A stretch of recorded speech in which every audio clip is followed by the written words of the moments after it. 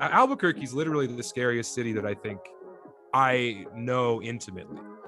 And I think that that's a big reason that maybe comedy isn't successful is because that the air of violence. You're listening to Comedy Ghost Town, where we investigate why Albuquerque, New Mexico has no designated stand-up comedy club. My name is Sarah Kennedy.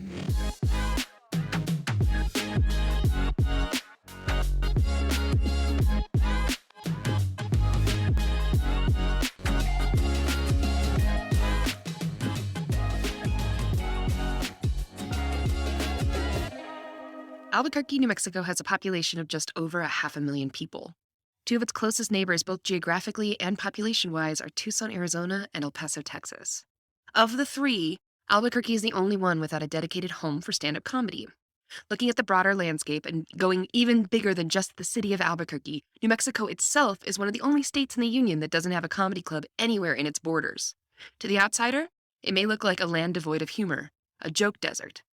If you dig in deeper, you'll see not only a current underground comedy community, but a history of comedy here, a ribbon that wraps itself around the history of the area itself, going back to when Route 66 was established and even further.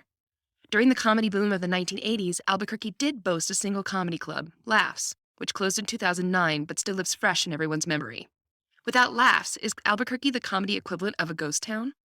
What is stopping another comedy club from opening up in Albuquerque?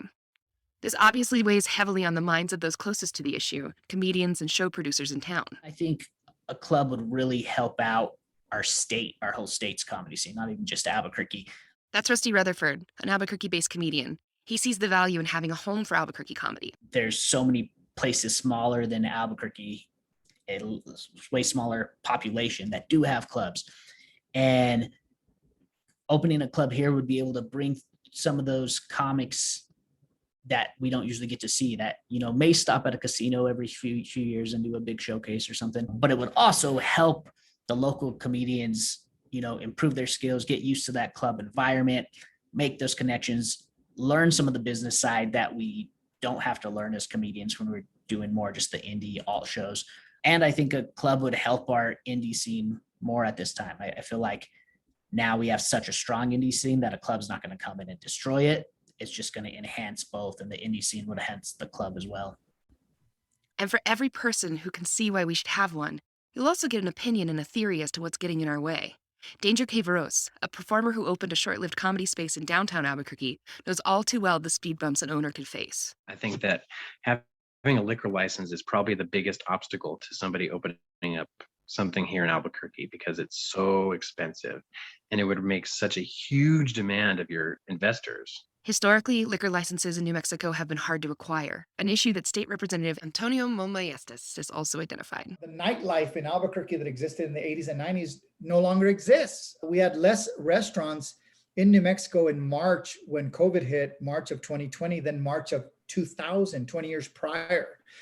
And one of the big reasons, in my opinion, was these liquor licenses, in which the last two liquor licenses sold for $500,000.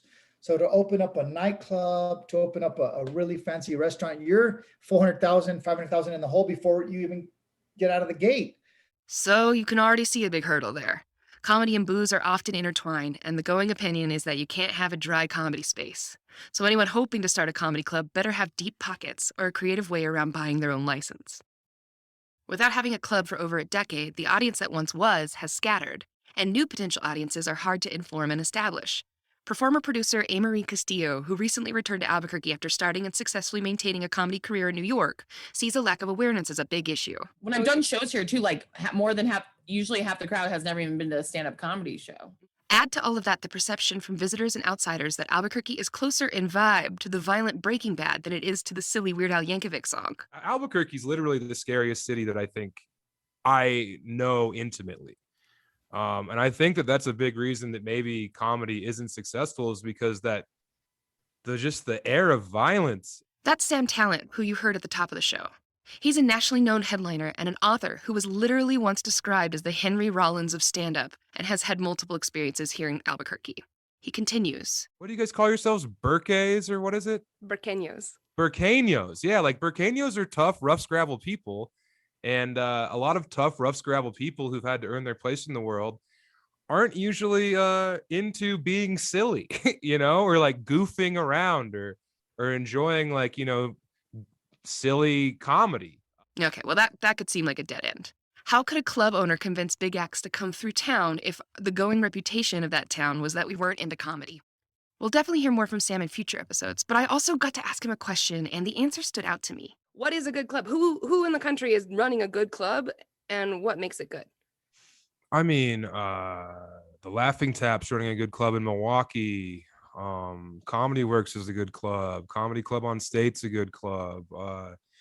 There's a bunch of very good clubs where, hilarities, where like the club owner understands that comedy comes in many forms, and you're not just another item on the menu. You're not given the same credence as the chicken tenders or the mudslides that they're trying to hawk. Did you right at the top of that question? Let's hear it again. I mean, the Laughing Tap's running a good club in Milwaukee. This stuck out to me because in my research, I found that Albuquerque's nearest neighbor in regards to crime rate is Milwaukee, Wisconsin.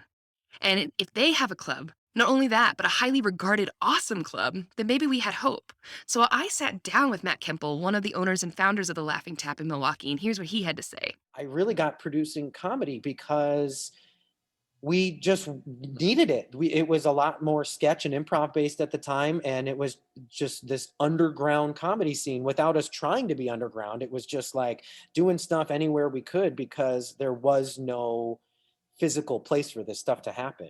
So fast forward all these years later, and it's like, well, we need this. The city needs it. There is no club. And if anybody needed to laugh right now, it's all of us. So, yes, there are challenges that need to be tackled for Albuquerque to overcome its status as a comedy ghost town.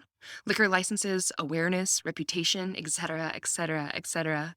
But just like the people of Milwaukee, the people of Albuquerque need to laugh. In our next episodes, we'll go deeper with the people who have tried to tackle these challenges in the past, people who are trying to change things so that they're easier, and we'll hear from some more people from all angles on this issue and get their perspective on what is needed. I can't wait. This has been Comedy Ghost Town, produced and hosted by comedian Sarah Kennedy. If you'd like to find out more information about the podcast or me, you can find out more information at my website, sarahkennedy.com/comedyghosttown.